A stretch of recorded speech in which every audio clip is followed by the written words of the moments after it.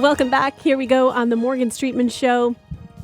It's funny, we were talking just about Governor DeSantis, and you look at everything he's done. It seems like he's been in the news more and more lately with all the things that he's doing. And like you said, we just need that tax relief.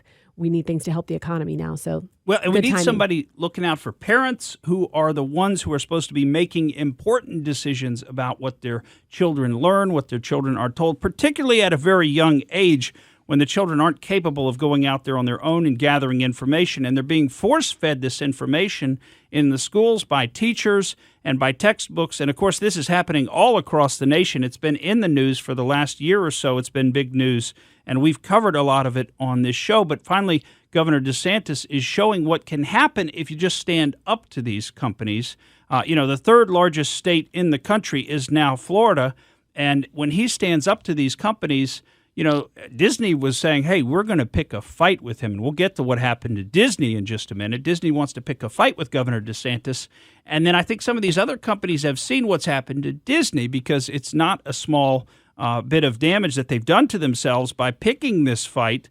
And so these other companies, I think, have said, hey, we're wizened up. They still try to pull one over on us. They still give us a bunch of draft textbooks that have all this Marxism built into them, this Marxist-Leninist ideology of, divide and conquer along racial, social, financial lines, essentially turn people against each other so that they can be easily ruled by the ruling vanguard party. And if you want to look into this stuff, folks, again, it's the history of the 20th century. All you got to do, we already went through this. We already tried communism all around the world, and it doesn't work. It simply never works. Some people say it's great in theory. I'm not even going to give you that. But even if you were to say it's great in theory, you have to say that it doesn't work anywhere. So Governor DeSantis has stepped in. In April, he received a number of textbooks. This, of course, all runs through Richard Corcoran and the Florida Department of Education. But I know they're very closely aligned and working closely together. And they received 54 proposed math textbooks for students.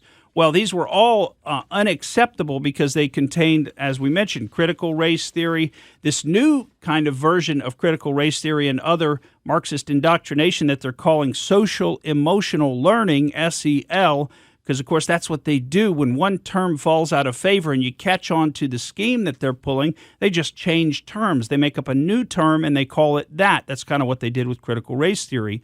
It also had elements of Common Core in it, and this is all in math textbooks.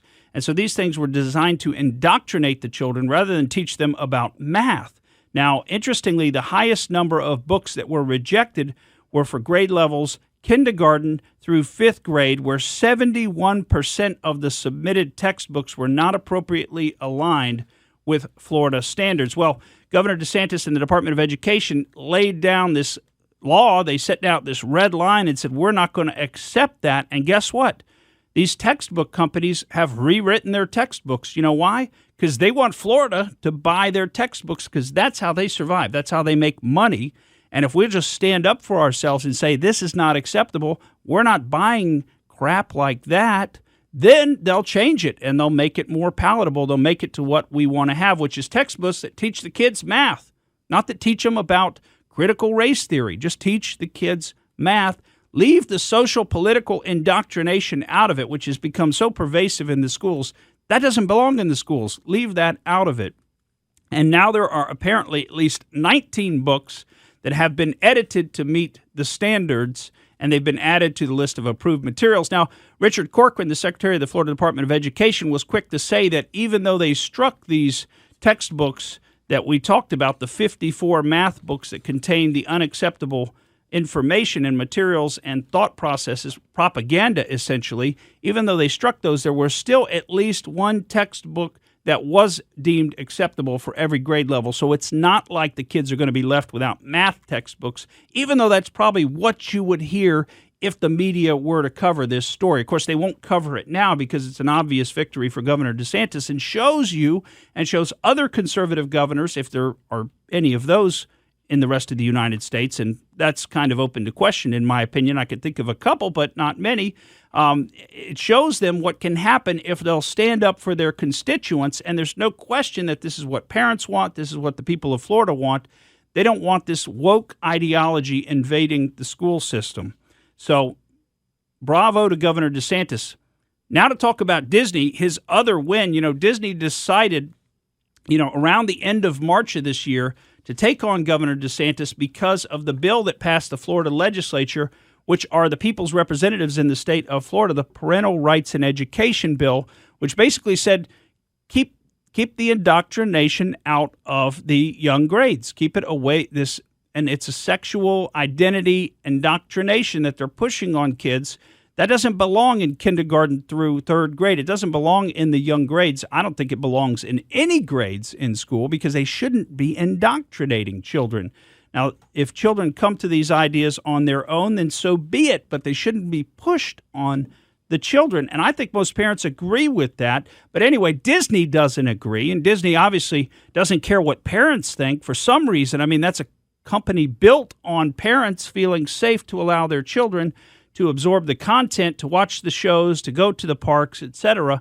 The whole Disney lifestyle, the whole Disney mindset is all about children, or it's supposed to be, and yet they've switched over and now want to indoctrinate children as well. But the result of that, when Bob Chapek first decided to pick a fight with Governor DeSantis and say the company would do anything in its power to overturn this Florida law. Now, we're talking about a California-based company in Burbank, California, is going to do anything in its power in the state of Florida. Well, bam, you talk about getting hit upside the head with a 2x4. I mean, right away, the special session of the Florida legislature was convened, and they yanked Disney's special autonomous privileges. That is going to really hurt Disney over time, and I bet you Disney had no concept that could be done. I bet you they're a little bit shocked at how quickly Governor DeSantis moved against them and how much they've lost. Just since March of this year, they've lost 23.5% of their stock value, their market capitalization. That's over $60 billion total lost this year, and they lost about 28% since January. So just since March, they've lost almost 24% of that 28 total percent that they've lost this year. It's over $60 billion. And guess what? Disney is the single worst performing stock in the Dow Jones Industrial Average this year. So they keep rubbing it in. Yeah. All my money is in Disney stock. Oh, gosh, Pat George, I had no idea. You should have talked to me. You should have talked to me. What is that? How does that hurt them removing how does that hurt their bottom line, removing the autonomous qualification? Well, they're now going to be subject to local taxation. They're now going to be subject to local regulation through, I think it's going to be Orange and or Polk County. I'm not sure exactly where Reedy Creek falls on the county map, but it may fall in, I think it might be in Orange County, but it's right close to the line, I know, right close to the Polk County line. So, they're going to be subject to things like building permits and approvals and processes, and all the bureaucracy that the rest of us have to go through. Everything everybody else has to go through. Everything Universal Studios had to go through. Everything Busch Gardens has to deal with. They're going to be subject to that now too. They were given this special privilege. It was probably an unnecessary benefit. Why unnecessary? Well, you see that others have done it without that benefit, so you didn't have to have that benefit to do it. But it was a benefit. Maybe people could say, well, that got the Florida industry going there in Orlando, the theme park industry. I don't know. You could possibly make these kind of arguments. I don't believe they're necessarily true. I think it was just a corporate giveaway. It's just corporate welfare at a time when that was considered acceptable to the Disney company. I mean, you got to remember how popular this was. Richard Nixon came out, for the opening and things like that. So this is a very big deal, both Disneyland in Los Angeles and Disney World here in Orlando, but they've lost all that and so quickly, and I'll tell you, I think they've got to be in a little bit of shock as to how quickly they've lost so much. Thank you for listening to the Morgan Streetman Show. We hope you enjoyed what you heard, and if you did, please click like and subscribe to help us out. And remember that we recommend that you exercise your brain at least once a week.